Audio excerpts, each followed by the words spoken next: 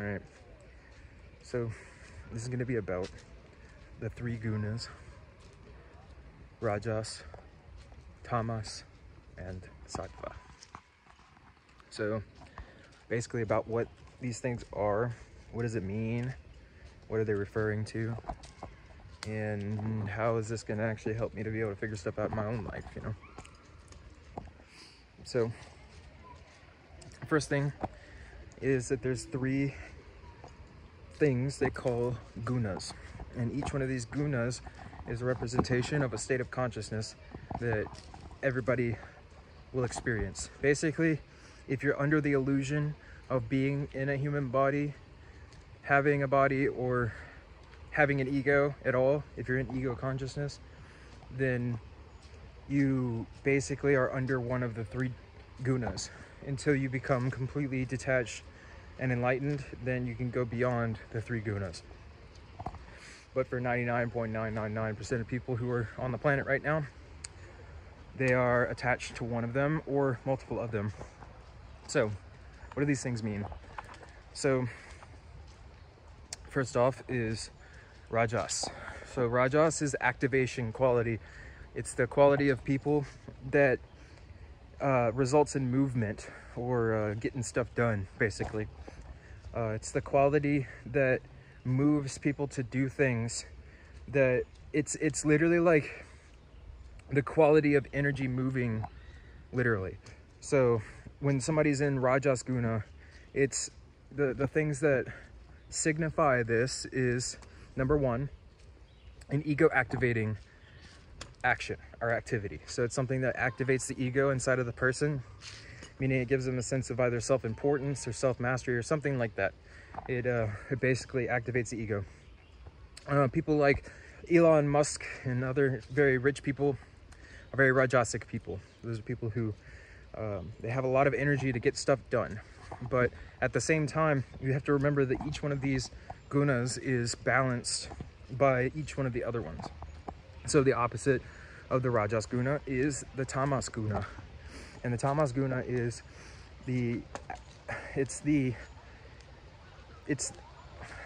sorry, I'm thinking of the right word, but it's the representation of basically darkness, or it's the darkening quality in the ego.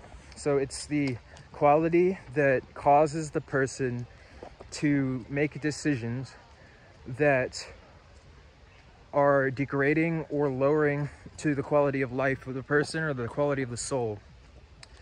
It's the activity that causes the ego to become more solidified as an individual, but at the same time more separated from its environment. Tamas has very high highs and very low lows. So Tamas is oh, and I just dropped something. Sorry. Okay. But Tamas has very high highs and very low lows. And what that means is that these people, or not people, like whoever's experiencing Tamas is going to have a peak of an experience and a drop of the experience. So it's basically like drugs are tamasic. Things like lowering foods and other things like that are tamasic. I knew that wow, that's crazy. So I just stopped the video just a minute ago. This is just a side thing. But this crystal right here, I apparently dropped it the other day.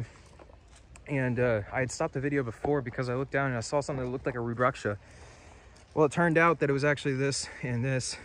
And I dropped it the other day and I literally just looked down and found it. So the universe is definitely talking to me right now. Anyways, so the other one is the Sattva Guna. And I'm gonna make another video just like being more formal with talking about this kind of stuff. But for right now, it's just an explanation. So it's just me trying to explain this stuff. But Sattva Guna is the enlightening quality. So it's the thing that brings, it's the uplifting quality. It's the thing that brings people closer to the soul. It's the quality of the soul. It's the soul's manifestation of goodness. They literally call it the quality of goodness. So you have ignorance, which is Tamas. You have action, which is Rajas. And you have goodness, which is Sattva. And goodness implies that the person is doing the activities that will cause them to experience the most bliss. So this is people like yogis, different kinds of masters at their own consciousness and other things like this have become sattvic. So it happens when you trend. It's interesting because it's almost like you transcend the rajas and the tamas, and you become sattvic. But then from that you have to transcend also sattvic. So because what happens is that when you get over the rajas and the tamas, then you become really blissful all the time.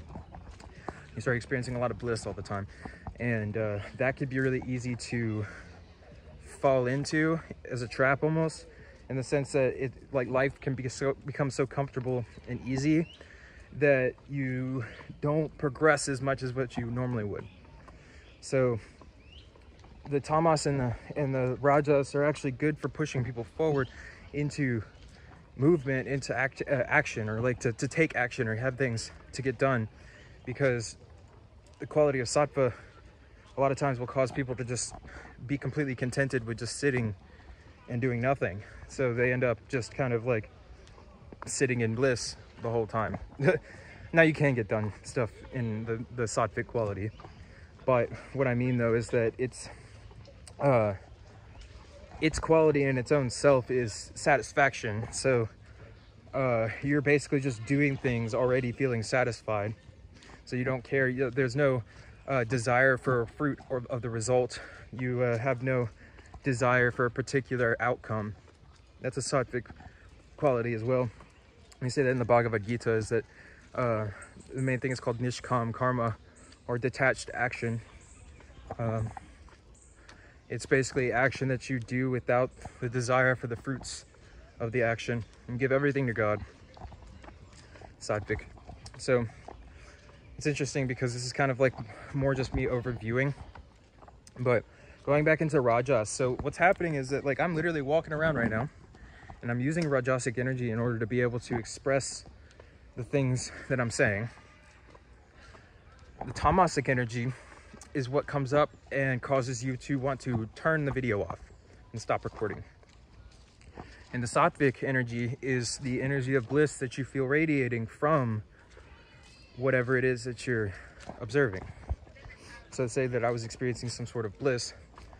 If you were experiencing that by watching, then the activating quality of rajas moved you into the experience of understanding, and then the understanding experience connected you to whatever it was that you were putting your attention onto. And then when you connected through that, then you started experiencing the same thing that other thing was experiencing. So the thing about sattva is also that it's connected to everything. So one of the qualities of sattva's sattvic persons is that they understand that they are one with the entire universe. And basically everything that's happening around you is part of you. It's part of your own consciousness. It's all expression of your own consciousness. It's an interesting thing because really the name of this game, in a sense, is to learn how to balance all of these different gunas so that we can use our energy in the most efficient way to get what we need done. What I found also is that getting stuff done, quote unquote, really, to start with, what that means is to go inward into yourself and to really figure out what your bliss lies in, what your happiness lies in, finding out what makes you feel happy, really. And in my opinion, which I don't really even think is an opinion, I think it's a fact, but without God, you can't truly find happiness, because God's the only thing that exists, and happiness lies in God, because if God's the only thing that exists, then happiness has to be a part of that too. It's just, it all comes together. Like, once you see from a sattvic perspective, then you understand that God has become everything, and that God is bliss in its own self. So therefore everything is bliss in its own self. But because we're veiled by the ignorance of tamas and the desires of rajas, we more and more distance or pad ourselves from that state of bliss, which is active all the time in our own soul, based on either the desires or the ignorance that our mind or consciousness is experiencing in that moment. So our goal really is to experience bliss in a sattvic state to start with, but then to transcend all of the states so that we can. And what happens when you transcend all the different gunas is that you can basically act however, but you're just not attached to the action. So you can yell at somebody, and then you could all of a sudden be really happy, and then you could be really active, and then really, really passive, and then you can have all these different kinds of expressions that look like you're acting all these different ways on the outside, but inside you're actually completely detached and experiencing bliss the entire time, because your mind is not thinking that you're the one doing any of the actions. You understand that it's God doing everything. And if God's doing everything, then you really don't have to do anything. So basically you just lay down in God's arms and then say, God, please just do all of my actions. And then watch as you realize that he's actually been doing all the actions the whole time anyways, and that it was just our tamas, or our ignorance, that caused us to not be able to experience that bliss which lie in everything. Obviously I can speak from a place in the sense of, like, you know, I can say, oh, bliss lies everywhere, but if you're not actually experiencing bliss, then it doesn't really make that much of a difference.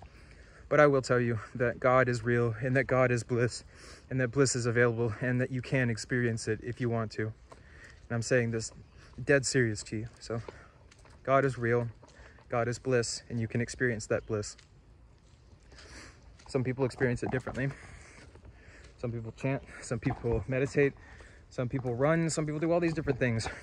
Running is a rajasic, so it's really like there are better ways of doing things. There's more sattvic ways of being able to experience the bliss, because if you run, then you're basically subject to running.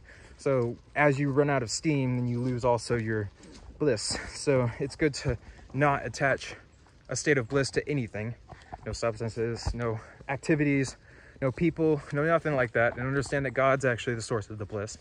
And that way you don't have to do anything in order to experience the bliss. You just kind of put your attention onto God, and then all of a sudden, as a consequence of taking your attention off of your own wretched ego and putting it onto God, then you start to experience bliss. And that's really just the consequence of that, which is really cool. Check out the aura. Let's see if you can see. No? Oh well. I tried. It's okay. It's out here walking. Alright, you guys. I'm just rambling at this point. I really wanted to make a video. I haven't made